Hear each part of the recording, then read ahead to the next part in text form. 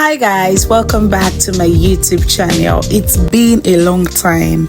Yes, I know that, I am fully aware. So in my video today, I'm going to be teaching you in detail how I glammed this Albino beauty.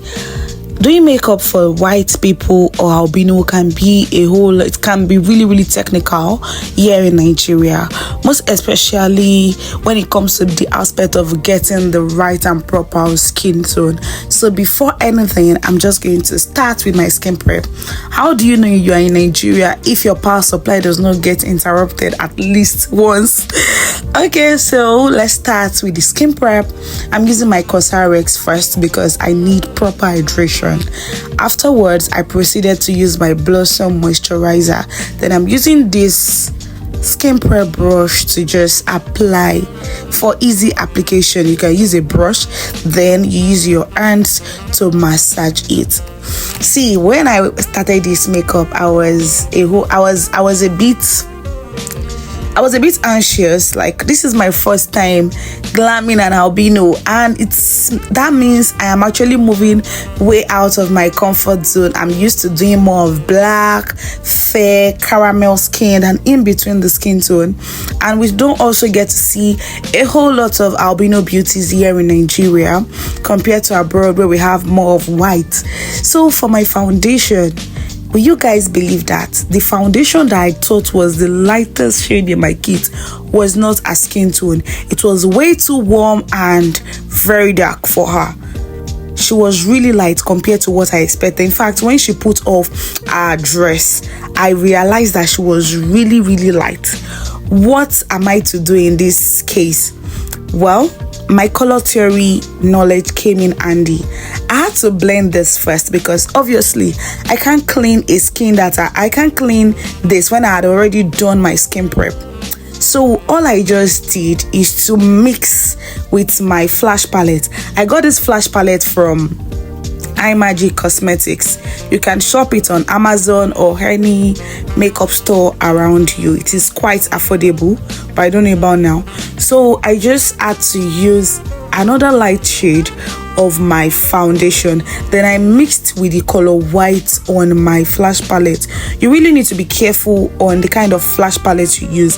I do not recommend any other flash palette that I have not tried. I've only tried this. If you notice, at this side of the face, it was a bit lighter compared to the right side of her face that was really warm, and it was necessary for me to balance it.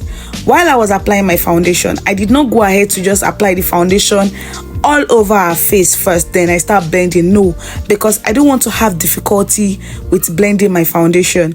So I mixed a little portion of my foundation first, mixed it with the white color on the flash palette, mix all together, then apply a little portion and blend. For my foundation, I ensure that I am going in a lighter consistency because I still want to retain a skin tone. I don't want a situation where the foundation will be too heavy on her face. I don't want her to look too cakey. I just want to maintain a skin tone. In that way, I am able to have a lightweight finish. See, like I said earlier, I was really anxious when I was doing this, but I believe when you have a proper color theory knowledge, you don't have to stress yourself when you face situations like this. You might even go to a workstation where you do not have a person's exact foundation shade, and what do you have to do in that scenario? All you just have to do is to use your color palette to mix. So when I noticed that her face was still warm, I had to cancel. I wanted to cancel off that warmness on the skin. Then I used a concealer from Avour Cosmetics and mixed it with color white on my flash palette. Then I used my beauty blender to blend. If you notice, I am placing it all over the foundation that I had already blended on her face. This is also one of the reasons why I did not want to use a whole lot of foundation in the first place, because I don't want situations where I'm going to be having a cakey makeup finish. Also, my lighting here was a bit warm, so the color is her face is looking a bit warm even than compared to what I was actually seeing. But I think in between this video I tried to rectify it. So we proceeded to do our blush, and I'm going to be using this Didi Beauty lip stain. It is highly pigmented. I like it, and it blends really well. In fact, a little goes a long way.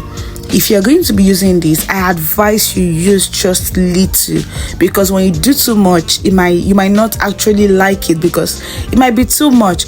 And my blending placement was to the hairlines. I wanted it to blend really well, and I also wanted to imitate this smaller face, hence the reason why I did that. Then I also proceeded to contour. For my contour, I didn't need to use a concealer. I only used a foundation, and if you can see here, I'm not using a color that is too dark. To set the entire face, I used the Lexisso Setting powder. This was the only powder I had in my kit without a yellow undertone, because I do not want her face to be too warm. She does not have a warm undertone. So I'm trying as much as possible to avoid using a whole lot of warm products. So I just use this. In fact, I use this. It serves as my powder as well, because you can see me applying it all over her face. I really do not understand my face whenever I'm working. Like, just look at that serious look. Oh my god. So guys, I think we're almost done with this look. It's popping already. For my brows, I used the Didi Beauty brow pencil for my brows. I didn't want it to be too dark because of her skin tone.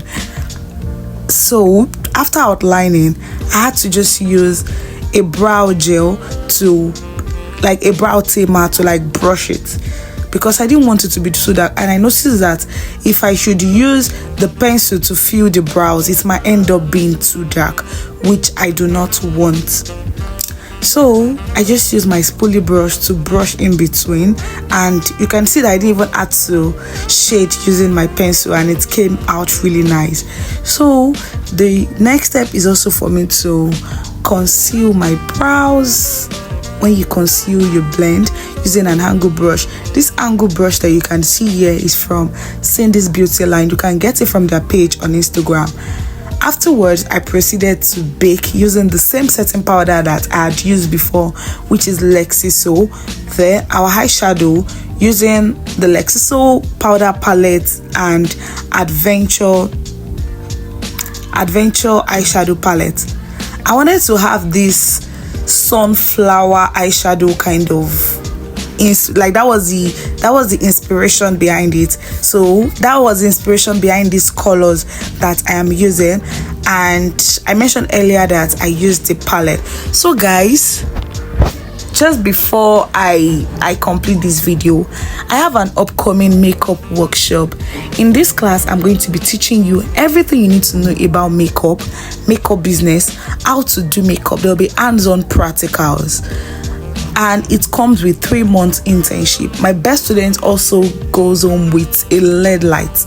This class comes with so many packages in it. It is mind-blowing, and the duration for this class is 4 weeks. You get to learn everything, and this class also prepares you for the makeup industry, what to expect. You don't want to learn makeup and you're stuck, you don't know what next to do. So I'm going to prepare you for the makeup business, because I'll be teaching you everything you need to know about makeup. If you have anyone, or you know any makeup enthusiast, or anyone that needs to upgrade their makeup skill, you can refer them, and you can reach me via my Instagram platform at Didi Beauty Real, or on TikTok. So thank you for watching this video. I hope you learned a whole lot. Bye.